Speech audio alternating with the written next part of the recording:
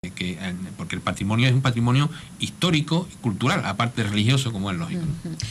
Antonio, y bueno, y a los demás también, ¿no? Hemos pasado de puntilla porque lo vamos a tocar más adelante, ¿no? Pero yo no quiero que las personas que estén en este momento escuchándonos y viéndonos no sepan un poquito de la historia de una de las monjas más célebres, ¿no?, que ha tenido la ciudad de Cádiz, ¿no?, como es la llamada Hija del Sol, por la belleza tan preciosa que tenía, rubia, ¿no?, con los ojos claros, ¿no? Una mujer de la alta burguesía de Cádiz que se casa, que se va a vivir al puerto de Santa María. A mí me gustaría que contara usted la historia, sí, para eso es el historiador. Entre todos, pero fundamentalmente es así, como lo ha dicho, es decir, estamos a mediados del siglo XVIII y es una señorita bien, es decir, su padre era irlandés y era comerciante en Cádiz, como tantos otros que había, comerciante de India, y esta señorita, pues es una señorita de la alta burguesía, efectivamente, con conocimiento de latín, de griego, de música, es decir, y viajaba frecuentemente a Madrid, a las tertulias literarias, escribía poesía, en fin, estaba en unos círculos bastante intelectuales. Como casi todos los matrimonios de la época, se hace por conveniencia, se casa con otro comerciante, Fleming. O sea, no había amor, ¿no? Era por cuestiones económicas. Por cuestiones económicas y la casan y bueno, pues su marido se dedicaba también al comercio y pasaba fuera en Cuba fundamentalmente. Y en ese momento, en esta ocasión, esta señora ya casada está viviendo en San Fernando. Y la historia que se cuenta, es decir, hay dos vertientes. Una vertiente rigurosamente histórica y comprobada, y otra que es un poco fantasía, que es una especie de leyenda, de cuento, que narra en su obra Fernán Caballero, gracias. Entonces, la historia es la siguiente. Esta señora está en su casa de San Fernando, repito, y recibe a un brigadier que se enamora de ella y supuestamente ella de él, y una sirviente negra le da acceso a la vivienda y demás. Entonces, una de las veces, al salir por la noche, pues uno encapuchado, uno enmascarado, ven como la asesina. Ellas dos salen, ven el cuerpo sin vida en el suelo y lo cogen y desesperadamente lo tiran a una de las salinas de allí al lado. ¿Qué ocurre? A la mañana siguiente cuentan que una algarabía de trompeta y música y demás, y ven un desfile militar que venía de procedencia de Jerez y, sorpresa, cuando ven que al frente de esa tropa viene el susodicho brigadier. Parece ser que como consecuencia, esto es la leyenda, ¿no? Ahora, el dato histórico es que parece ser como consecuencia de esto se produce un shock, digamos, en ella y decide, se lo cuenta a su marido y solicita el ingreso en clausura. Sí, porque el marido estaba en Hispanoamérica, le envía una carta, espera la respuesta. Entonces, bueno, lo he contado muy rápidamente porque y el hecho es que bueno, pues se autoriza a esta señora y procesa en religión. Es muy interesante no solamente el aspecto, digamos, poético, que luego sigue escribiendo ya con el seudónimo de la Hija del Sol, sino cómo a través de lo que escribe esta monja se puede ver la interrelación que tenía el convento, la comunidad religiosa con la sociedad. Porque tenemos la idea de que en un convento de clausura, en un monasterio de clausura, pues dentro están aislados. No es así. Es decir, están al tanto de lo que ocurre en el mundo exterior. Y que no están apartadas del mundo. No, por supuesto. Incluso, como se suele decir, efectivamente. ¿No? Y de hecho tenemos dos anécdotas que son muy, muy interesantes. Una de ellas es que escribe Sor Gertrudis, ya estando en el monasterio, como en un momento determinado, cuando se inaugura el primer puente de San Alejandro en el puerto de Santa María, es un puente que se construye de madera, lógicamente, el día de la inauguración, pues es tanto el público que asiste a él, como cuando se inauguró el puente Carranza. El puente Carranza, lógicamente, aguantó, pero este puente de madera no aguantó, se hunde y mueren personas. La esposa del gobernador casi se mata, en fin, hay un auténtico suceso que conmociona, lógicamente, a toda la ciudad. Bueno, pues esta señora a los 2 días ya escribe esa crónica. Quiere decir que alguien, cercano a ella, ha presenciado el suceso y se lo cuenta. Entonces ella lo narra completamente con todos los datos, es fantástico, ¿no? Y otro suceso también, que también cuenta ella, es que estando en los miradores, bueno, una de las veces que visita el rey Carlos IV la ciudad, cuando entra por las puertas de tierra, la entrada a la ciudad de Cádiz no se hacía como hoy, digamos, principalmente por la Cuesta de las Calesas, sino a través del Campo del Sur, que entonces era el campo del Vendaval, y al pasar por delante de la Casa Real, ella observan como el granadero que lleva la llave de la ciudad la saluda, y ella desde arriba, desde los miradores, están muy alteradas, están desde las 8 de la mañana esperando la comitiva, incluso se rumoreaba que la reina iba a visitar el monasterio. Es decir, narra esa vivencia interior en relación con la vida de fuera.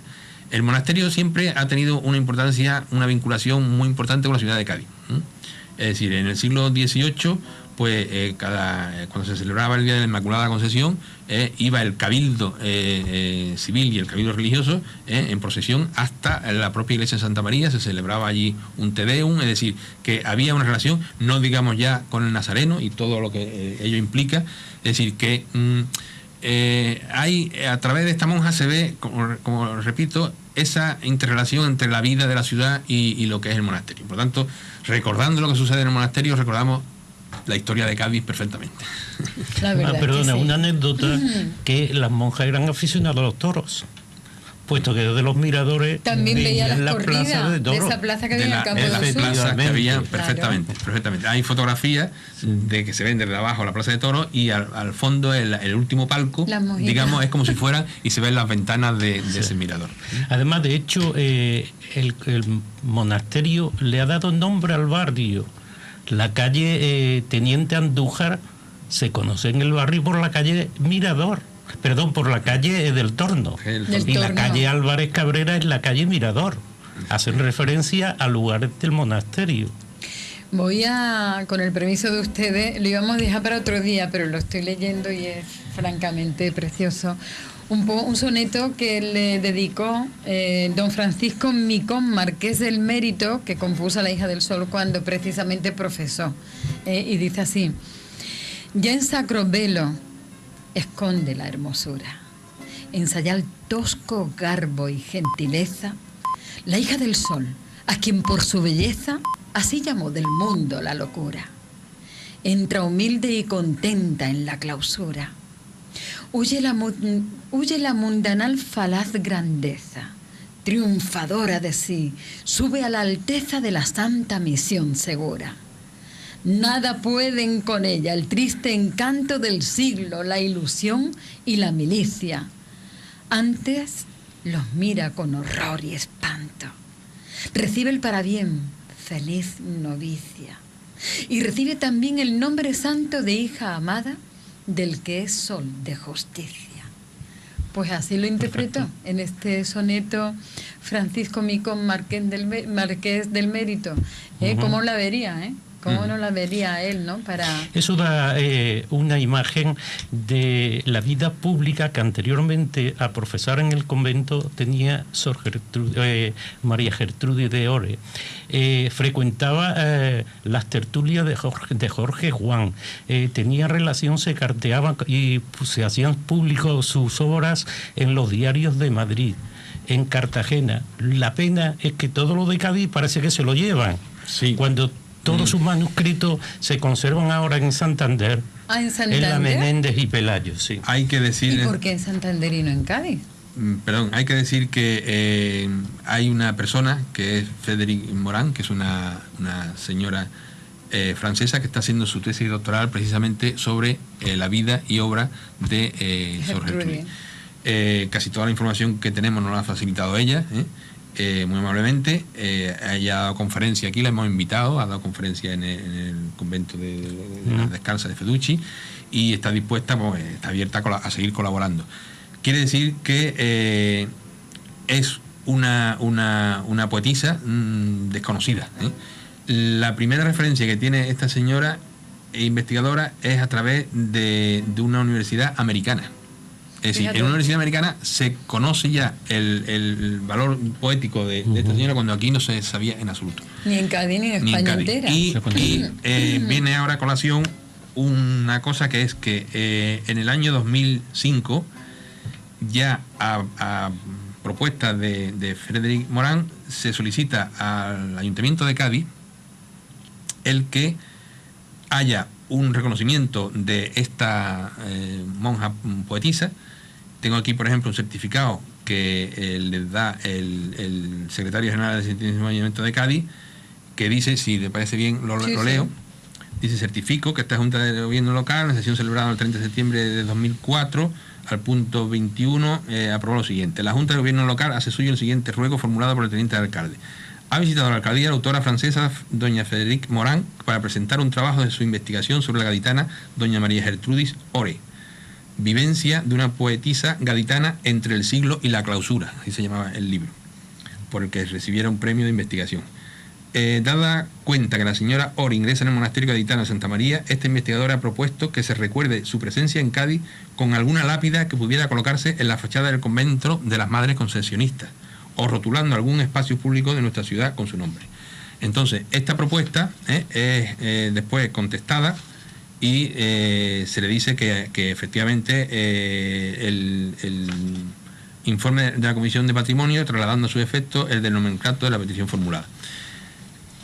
Después hay una carta de la abadesa contestando a la petición, porque claro, para poner un rótulo, una lápida en un edificio, es necesario el permiso del propietario. Entonces hay una autorización de la madre abadesa en el cual se autorizaba la colocación de dos lápidas, una con un trozo de la poesía que, como lo lee mucho mejor que yo, ahora no lo va a leer el ser, y otra lápida que diría: aquí en este monasterio de Concesionistas Calzadas de Santa María del Arrabal vivió los últimos 23 años de su existencia la ilustre poetisa gaditana María Gertrudis Ore y Ley, llamada la hija del sol. Profesó con el nombre de Sor María Gertrudis de la Cruz Ore el 14 de febrero de 1780 y murió en su celda el 9 de agosto de 1801. Posteriormente a esta propuesta no ha habido ninguna otra resolución. Entonces, es uno de los proyectos también que tenemos de la asociación, el retomar el tema y digamos, instar al Santísimo Ayuntamiento de Cádiz y a la Comisión de Nomenclator que, si es posible, un trozo, hay un callejón de calle que va desde la calle Mirador hacia el Campo del Sur, donde estaban los garajes. Efectivamente, sería muy bonito que llevase ahí, recordase el tema y colocar esa lápida, placa, ¿no?, con poesía que es maravillosa. Es muy hay que saber interpretar, pero si lo lees en muy pocas palabras todo lo que dice. Bonito, qué bonito. ¿Y esto quién lo...? Eso lo escribe ella. ¿Lo escribe ella? Sí. Pues seguro que no me va a salir bien, ustedes me perdonan, porque cuando es algo tan grande nunca sale bien. Lo escribió Sor María Gertrudis. Dice: oh ser que me das el ser, toma este ser que me das, que yo no quiero ser más que ser en quien es mi ser. Efectivamente. Qué cosa más bonita. Es decir, con qué poquitas palabras dice tanto, ¿no? Oh ser que me das el ser, toma este ser que me das, que yo no quiero ser más que ser en quien es mi ser. Qué bonito. Efectivamente. Maravilloso. Cómo el castellano es tan rico. Qué bonito. Y cómo está enlazada las pocas palabras toma este ser que le va combinando. Yo no quiero ser más. Es fantástico. Que ser en quien es mi ser. Pero es que luego esa glosa... Qué maravilla de poesía de una gaditana. Esta merece la pena. Y nosotros sin saberlo. Merece la pena estar escrito. Otras cosas no. Perdón, Manoli. Esa glosa luego va terminando cada estrofa con cada uno de los versos de ahí. Y entonces leerla entera es... Bueno, el próximo día la lo que tenéis pasa que traer. Que claro, es muy larga, sí. Está considerada como una de las escritoras en lengua española más importantes del siglo. Del romanticismo, sí. Habiendo pertenecido en clausura y parte de su vida haber sido oculta por el hecho de ser monja de clausura. Pues fíjate, hasta los propios historiadores la desconocen. Sí. Gaditanos, ¿eh? Sí. Porque no hace mucho en una mesa lo comenté y no la conocían. Entonces, que no la conozca yo, pues mira, pero un mismo historiador y que sea de Cádiz y que no conozca, ¿no? Además, es muy curioso porque increíble. Esta investigadora, Frederic Morán, llega a la conclusión, a través de su estudio de su vida, sus escritos, etcétera, etcétera, que efectivamente en toda su poesía, después de los votos de clausura, se ve como una especie de sentimiento de culpabilidad o de arrepentimiento, es decir, que se ve que es consciente de que ella ha cometido un adulterio, y como consecuencia de eso pues se arrepiente. Tiene que ser castigada. Y es castigada. Entonces, por eso se mete de clausura, ella misma. Efectivamente, esa es la conclusión final que llega de toda su poesía, ¿no? Fíjate los pensamientos de aquella época, que la pobre la casaron por conveniencia, no por amor, porque ella